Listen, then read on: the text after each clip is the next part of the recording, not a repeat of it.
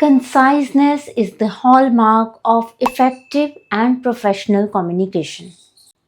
Being concise helps you convey your thoughts with clarity, all the while avoiding wordy sentences or lengthy communication. Now, when we talk about conciseness, we cannot do away with one-word substitutes. One-word substitutes are a great way to replace wordy sentences and phrases in your communication. Welcome to Fluency Girls. I'm Mandeep, your English coach. Today in this lesson we are going to learn 15 powerful words that can be used in your everyday communication to make you sound more concise and smart in your communication. Now, before we jump into the lesson, I want to humbly request you to push that subscribe button and hit that bell notification icon to keep receiving the updates about the video lessons on this channel. And I do urge you to share this video with as many people as you can so that it reaches a wider audience. Thank you so much. Now let's begin the lesson.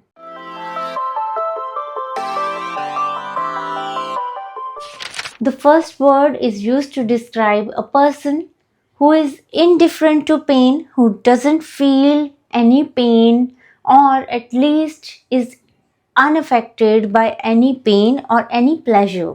So that means his emotions, whether in the situation of pain or pleasure, remain unaffected.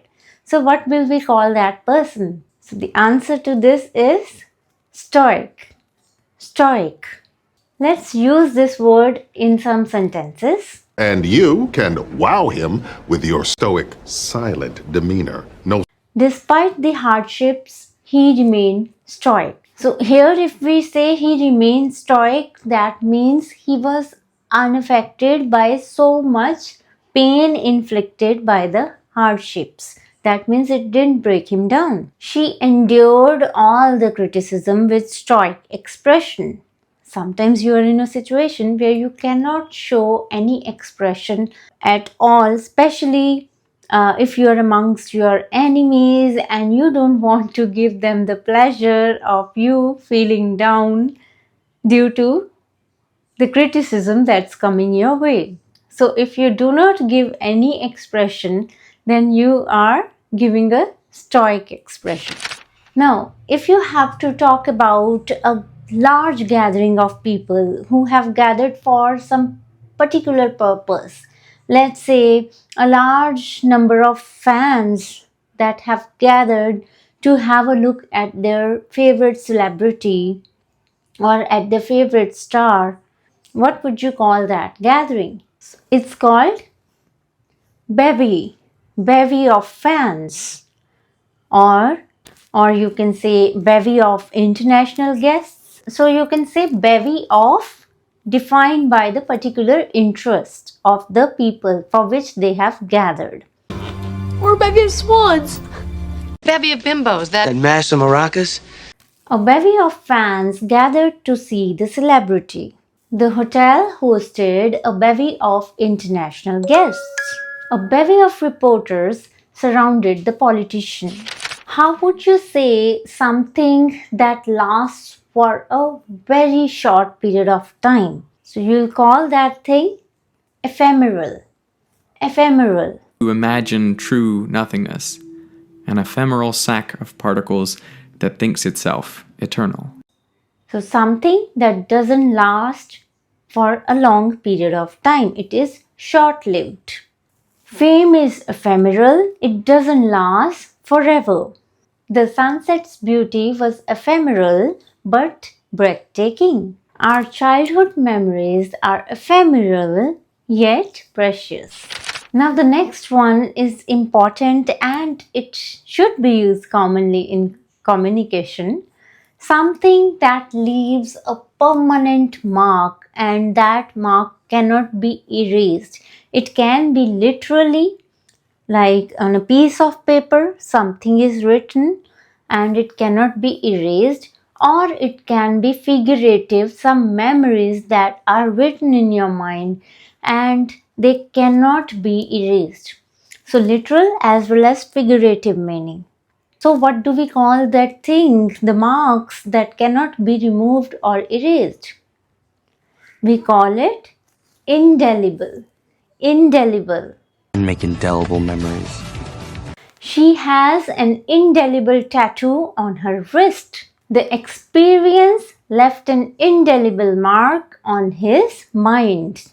So the experience, it left some mark, some impression on his mind that cannot be erased. So it is etched in memory forever. If you have to say that something is certain to happen, it is definitely going to happen and it cannot be avoided, you will call such a thing inevitable.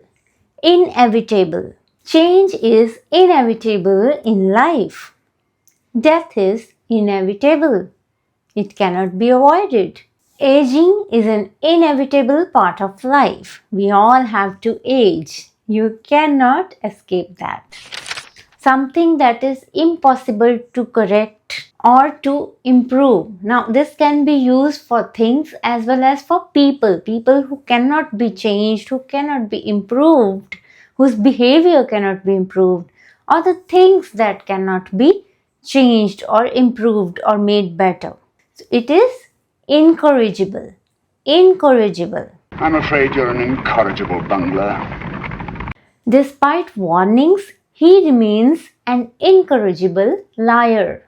That means he is a liar and he cannot improve on this habit of lying. He cannot correct this habit of lying. Some habits are incorrigible no matter what. So some habits you just cannot change. So something that cannot be changed, that cannot be corrected, that cannot be improved is incorrigible. When someone or something is incapable of making any mistakes or something that just cannot go wrong, you'll call that thing or that person infallible. Infallible. How come you got so much to say? Look, lawyers aren't infallible. None of them is infallible. It's a lesson which must be faced. If you call someone infallible, that means he cannot commit any mistakes. But I believe no one is infallible. We all make mistakes, don't we? With the kind of experience he has, his predictions about the stock market seemed infallible. That means he could not go wrong in his predictions. Now, many a times we pursue things, we do some things just for our passion, just for pleasure, while some other people, they follow it as a profession. Now, when you do things just for your passion's sake and not as a profession, then you are an amateur. Amateur. Amateur. So consider it the opposite of professional. He is an amateur painter but very talented. That means he doesn't paint professionally or he hasn't learned it professionally. He's doing it just for the sake of passion. I am tired of filming against an amateur hour lockdown green screen in a tiny, boxy, echoey room. Now, you must have seen the talent shows or cooking shows where the experts are sitting and they are judging an art form or something because they are the expert in that field. And being an expert, they can judge that art or that craft. So such a person will be called as a connoisseur. Connoisseur of that field. So connoisseur is a critical judge, an expert who is also a critical judge of an art or craft. I'm not the beer connoisseur, I feel like. Of course, it being Mark, who fancied himself a wine connoisseur. He is a connoisseur of fine wines. A true connoisseur can identify any instrument in a symphony. The next one, I really like to use this one while talking about people who exist with you at the same time. Let's say when we talk about movie stars and we want to talk about all the other movie stars who existed at the same time with that one star. So we'll call those people who existed at the same time, who lived at the same time as that person, will be called contemporaries. Contemporaries. Back in the 1950s, when John McCarthy and his contemporaries were thinking about AI, his ideas were ahead of his contemporaries. Alia Bhatt outshines all her contemporaries in acting. Now, another one that can be easily confused with contemporaries is somebody who holds the same level position as you, but in another place.